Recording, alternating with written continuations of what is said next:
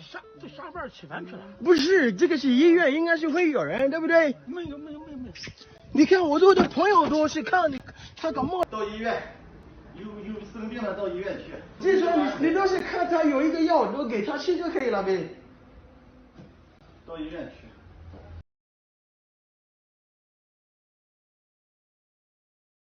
姐，我们刚刚过来了。啊，报警！他怎么了？没有呼吸心跳了。I'll start by introducing myself.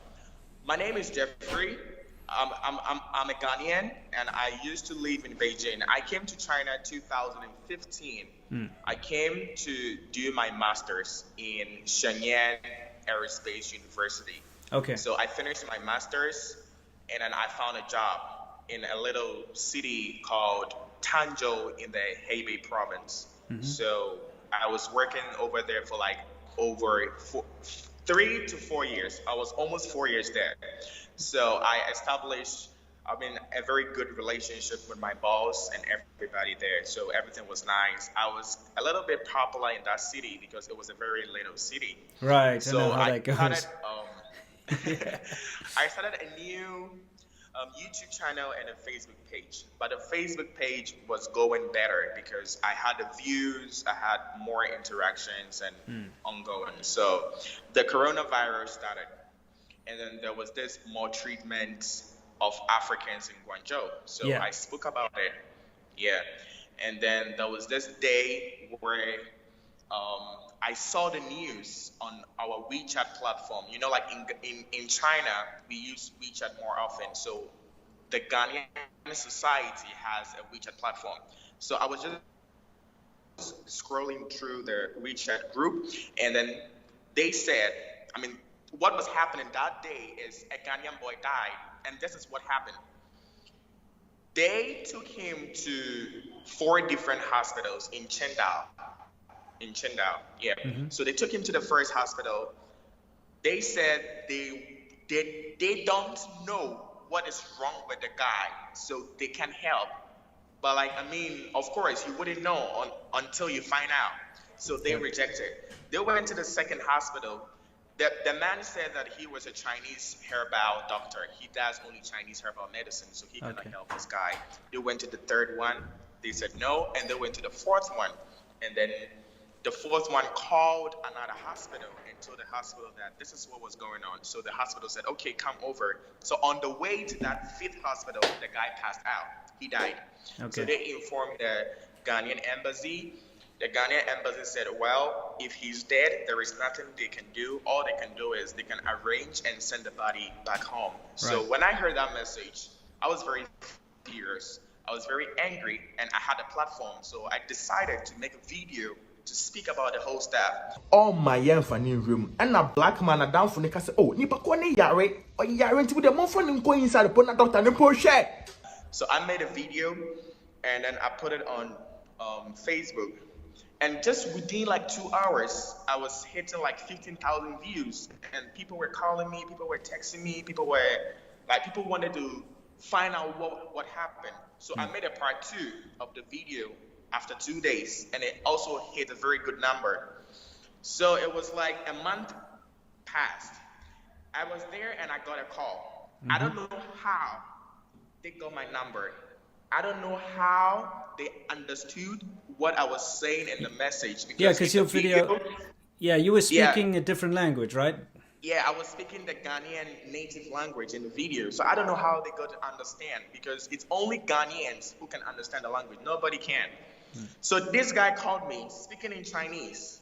And then he told me that he is from the foreign affairs. So I was having a Chinese lady friend close to me. So I put it on speaker. She listened, and she told me that this guy is a policeman or Chinese immigration officer or foreign affairs or something. And he is trying to tell me to delete the video on my Facebook page. Like, it's an order. I need to do it right now. So I hung that because it was so, I don't know how to express that feeling. So I just hung that. Yeah. Later that day, I went again on the WeChat platform, and I saw my name all over everybody was looking for me because the Ghanaian embassy said that they are looking for a guy called Jeffry. He's a Ghanaian guy because the Chinese Foreign Affairs said they should look for me. So everybody was looking for me. Everybody was calling me, Jeffrey, they're looking for you. They're looking for you. They're looking for you. They're looking for you. They're looking for you. So the following week, I went to town to get a few groceries, and my boss called me. She said that there was a parent who wanted a foreign teacher for their kids. So I should meet her at Starbucks. So I was like, okay, fine. I had a little bike, so I rode a bike to Starbucks. I got there, I called my boss. I was like, I'm here. She told me to wait. After 5 minutes, there was a very old man, very, very old man who came to me. He showed me his badge, and he was like, Diancha, like I should sit. I was like, okay. So I sat. Immediately I sat, I saw 2 Chinese police cars pulling over, one in front of me and one behind me. And then there were this big policemen in their uniforms, their guns, all over, asking me to sit down. So I just sat.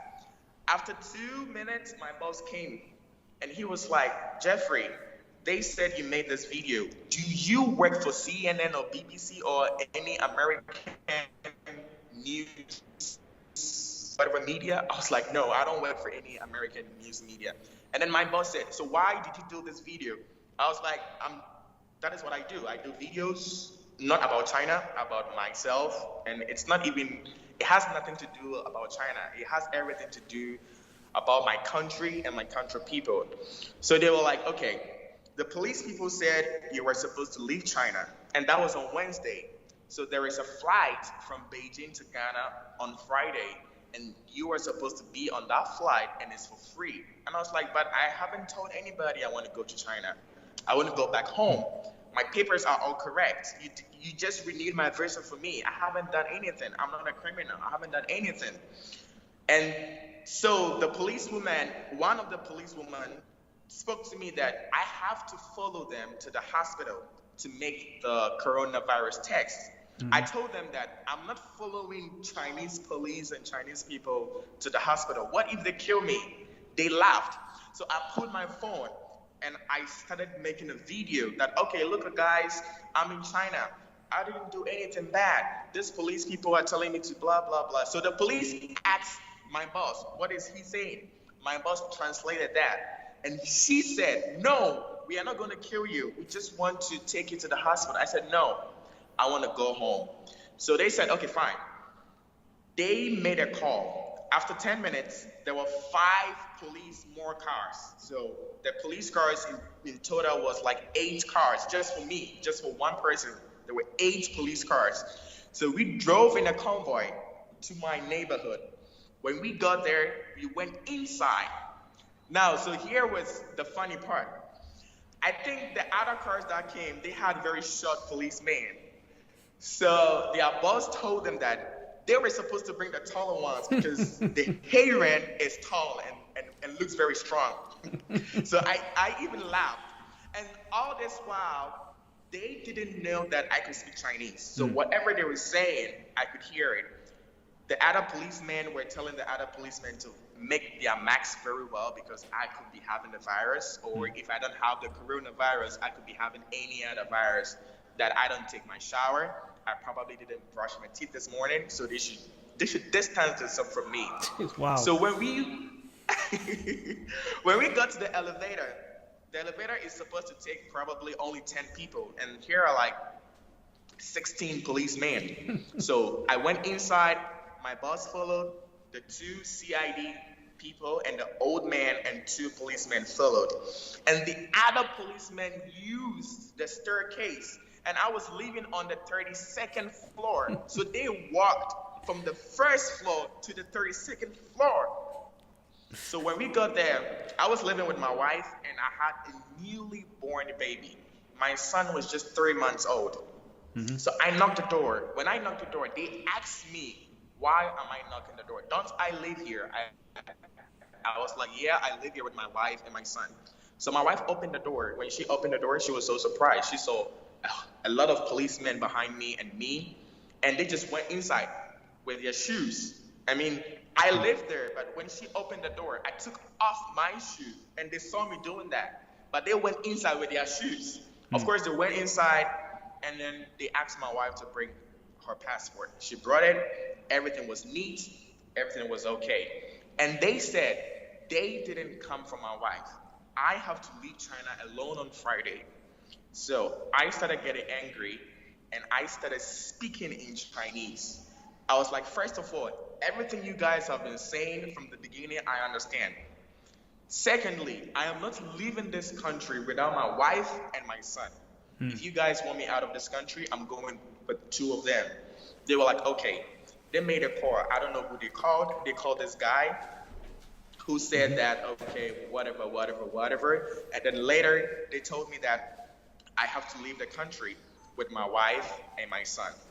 So they also said they cannot detain me because I have a wife and a son. So all the policemen, together with the CID police, my boss and the translator are going to stay in my 2-bedroom apartment until Friday when I will leave China.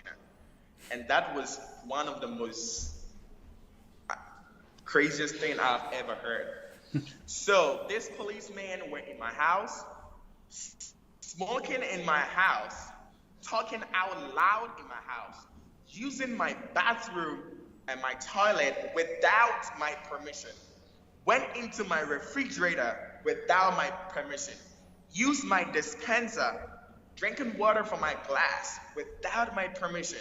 They ate in my living room without my permission. It was like 10:30 p.m. I went to bed with my wife and my son in my room. They were in my living room talking, playing cards, smoking, and these are Chinese policemen, doing this in my house. I was like, okay, cool. The next morning, they came with a printer, a scanner, a big camera, and a computer with some 2 Chinese girls who looked like probably they work for the media. They were coming to interview me. Before the interview, they told me to apologize in the camera to say that I am sorry for using such filthy words against China. I was like, first of all, I didn't say anything bad about China. Even if I said whatever I said was true, here is a black man who lived in China, and he was taken to 4 hospitals, and all 4 hospitals denied him admission, and he died. This is what I said, and this is the truth of what I said. And I told them that I am recording everything I am doing, and I will use it against them or whatever, and blah, blah, blah. So they said, okay, I still have to make a video. I was like, no, I'm not going to do a video. If I'm going to sit in a camera, I'm going to say what happened, whatever that is going on, including the policeman sleeping in my house, smoking, using my bedroom, blah, blah, blah. They were like, no. So this is what they do. They typed something, a whole pamphlet, and they gave me to sign the pamphlet. Honestly speaking, I didn't know what was in the pamphlet because it was in Chinese. Probably they said an apology for me and then made me sign. So I had to sign it. So I did the signing, and then it was evening time. It was getting very late. I haven't had anything to eat. So they ordered something for me, which I had no idea what that was, so I couldn't eat it. They brought these doctors to make a test. So they swabbed my nostril, my son, and my wife. They wanted to take a blood sample. I refused. I told them I don't know what is on the needle, and as of now, I cannot trust anybody. I cannot put my life in danger and anybody's life in danger. So I'm not going to have them put needle in my body. They understood. At around 1 a.m., that is Thursday, midnight, we had to go to the PSB, that is the Public Security Bureau, to get an exit visa. So they had to cancel my current visa and gave me an exit visa. They took my thumbprint and they took that of my wife. They were going to put my 3-month-old baby on that machine. I was like, seriously? This is just a baby. He's just 3 months old. I mean, if this kid was born in America or Canada or UK, he would probably be a citizen of the country. So why? He's just a kid. So they were like, okay, Xiang. And then I just took my baby and we went home. The following morning, that was Friday morning, this officer came to my house and told me that I had to pay for the visa extension or visa whatever. I told him, first of all, the visa is not part of my plan. I didn't say I'm going home. I didn't come to you, I have my visa. I didn't say I want an exit visa, so I don't have money. If you gotta pay, okay, cool. So they paid. And I told them that I need a bag because I need to pack my stuffs. And they gave me 2 policemen. These policemen were in uniform. I told them that I cannot, I'm a black guy in this little city. And look at a black guy working with 2 policemen. What are people gonna think? They're gonna think I'm probably a criminal, but I'm not a criminal. So if they can wear something more casual, it will be okay. So I had to give them my t-shirt. So I gave the other one my t-shirt and I gave the other one my t-shirt. So they were in my t-shirt and we went to the mall and then we bought 4 suitcases. Now, when we got to the counter, they were expecting me to pay. And I was like, again, I don't have any money. This wasn't part of my budget. It wasn't part of my plan. He made a call. He put his phone, opened WeChat, paid for my suitcase. I came home. We packed our stuffs. Now, when we were packing our stuffs, they were watching me. And then they were watching my wife. And I was like, she's a lady. She needs some privacy to park. You can watch me, but she's a lady. You should give her some privacy. So they told 2 female police women to sit close to her. And they took their phones and then they were videoing her saying like, look at these foreigners. They have a whole lot of money buying all these shoes and all this clothes. And I told her that, like, is she aware that I can speak Chinese? She didn't talk. She just put her phone away and then just watch her park. So we parked everything. It was Friday in the morning. They brought this big police van. We sat inside. There were these police people not in uniform, in front and in behind. And my wife, me, and my son was in the middle seat. So we drove from Hebei province to Tianjin airport. Wow. It was like 2 hours drive. Yeah, that's a long drive. We drove straight there, and then we checked in, and then they followed us to the flight from Tianjin to Guangzhou because the flight to my country was in Guangzhou. So there were 8 police people, plus me, my wife, and my son. So we started the flight. We went all the way to Guangzhou. Now, when we got to Guangzhou, we met another people. I think they may be people in the big office or something. You still there, man? They were, yeah. I looked at the documents. Yeah, I don't know who they are. So they spoke to the airport, blah, blah, blah. So I didn't check in. I didn't do any immigration pass out. I just used the back door straight to the boarding gate. They told some of the people at the airport that they should make sure that this man, his wife, and his son gets to Ghana and no other place. They should make sure that we are in Ghana. So I was like, okay. We sat in the airport like for 3 hours. We saw other Ghanaians coming over. We went on the flight. They came inside, saw me sitting. He took a picture of me together with him and my wife, like this, like a selfie. He took a picture, and then he was like, bye-bye, and then he went off. And then I also came back to Ghana. And I didn't do anything wrong. I didn't do anything criminal. I didn't do anything bad. I didn't steal anything. I didn't kill anybody. I didn't break the law in China, ever. But this is how I was humiliated and was kicked off the country for no reason, just speaking the truth for a brother who died. So that was my story. I just summarized it. Thank you for that. You know, there's a couple of things that we need to discuss here. Number one, just to make it very clear to everyone out there, you were harassed. First of all, your boss lied to you to say that you're going to meet some parent to teach their kid.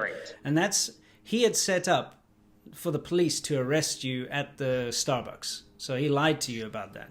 Later, she apologized. When I got to Ghana, we had a WeChat phone call. And then when she called me, she said that, Jeffrey, this is the first and the last time we are going to talk.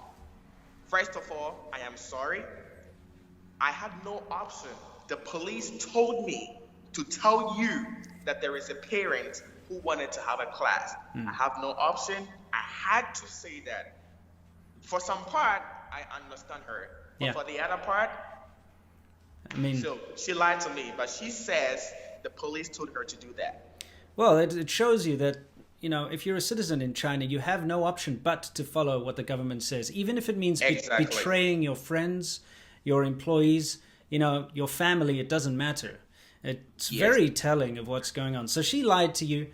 The police, the reason and the only reason why they took an interest in you is because you posted facts on your Facebook page. Facts that another Ghanian was denied access to 4 different hospitals and died.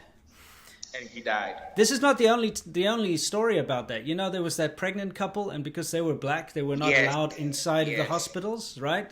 Yes. And then afterwards, the police tried to pretend they will take them shopping and all that nonsense, and they never did. Yes, that is true.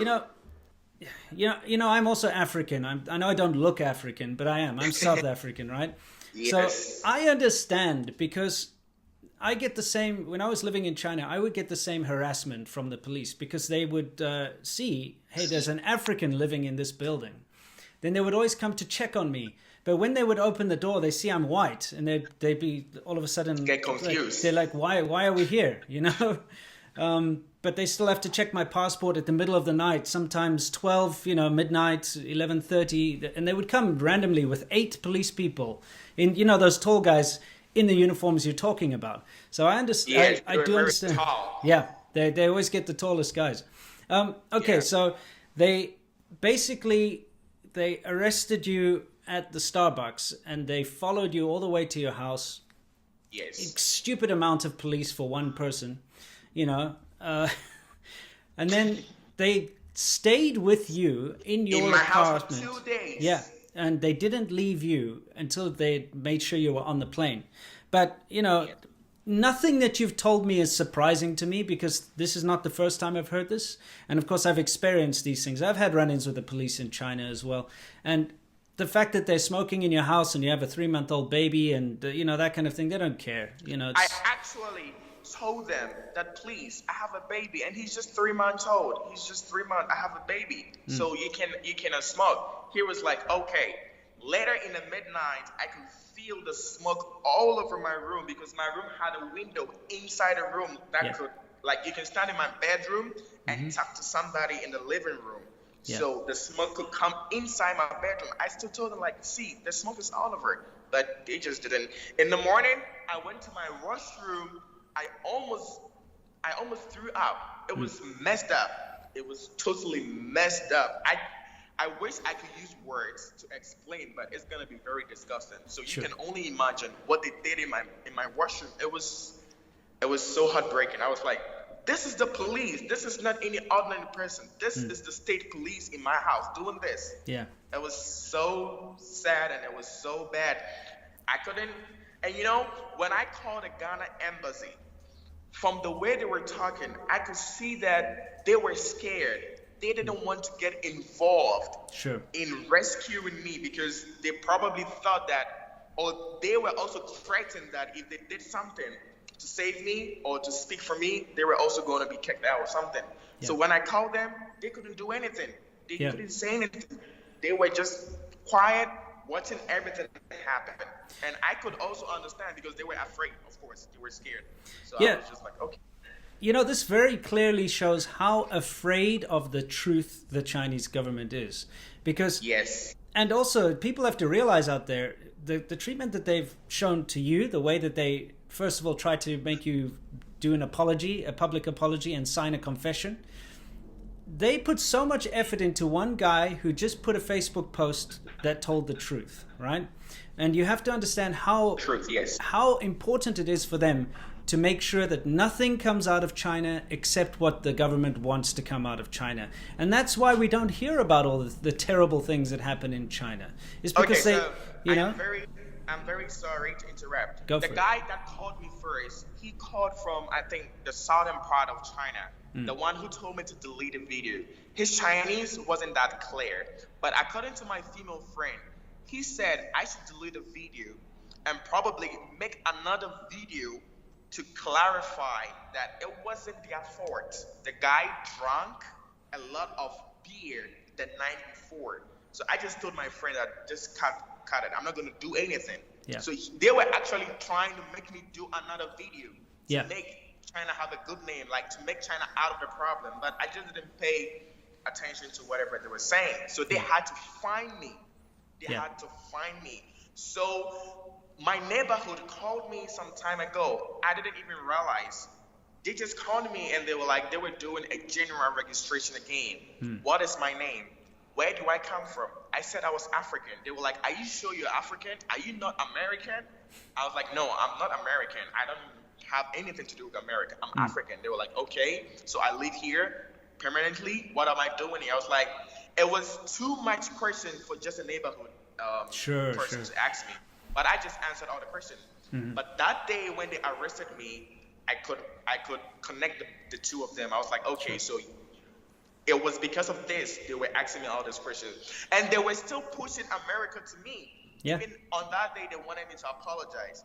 This man asked me, "Are you American?" I was like, "No, this is my passport. It's Ghana. It's written Ghana, like Republic of Ghana. I'm a Ghanaian. I'm an American." It was like, "Are you sure? Because you speak good English." I was like, "It doesn't matter. In Africa, we also speak good English." Of course. Yeah. So they were just trying to tag me in America. I was like, no, I'm not American. They were like, okay, whatever. You still need to go home. I was like, okay, fine, cool. I will go. It's your country, so whatever you say. Yeah, But I mean, didn't do anything wrong. it's typical because they need to blame outside influence, right? They also always say that I'm CIA or I work for CNN or something, right? You know, it's ridiculous. I'm a South African and I just sharing my experiences living in China. They immediately asked you, are you American? Do you work for BBC or CNN? You know, it's just that whole problem with China is they cannot accept responsibility for making any mistakes. Yes. It's always some other external force that's causing trouble, you know? Yes. It's ridiculous. So they put all this effort into shutting you up, making you try to sign a confession and an apology to say that it was your fault and not China's fault that this guy, that you made a video about this guy dying. You didn't even do anything. You just reported on this in your Facebook group, right? And then they forced you out of the country because they don't want to take a chance that you might reveal any more truths. And Truth or something. this is why it's so important to understand that anyone that is on YouTube or on any social media, Western social media, that is living in China, you cannot trust what they say. Because if they're saying something, they're only saying what the government allows them to say. And if they say anything about the truths, any bad truths around them, the same thing that happened to you will happen to them. That is true. And after that, everybody, the Ghanaian people in China were so afraid to talk about that, to mention that topic. So when I was in Ghana, I was checking the WeChat group. From that day, nobody spoke about me nor the guy who died. Again, up to now, nobody has mentioned anything.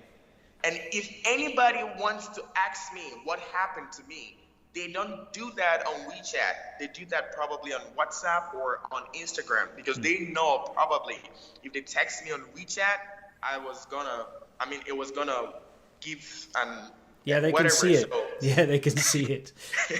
So it was just crazy. So I came home, explained everything to my dad. He was like, okay, I've been hearing stories. Like, by the way, my dad has been watching you. He's a big fan of you.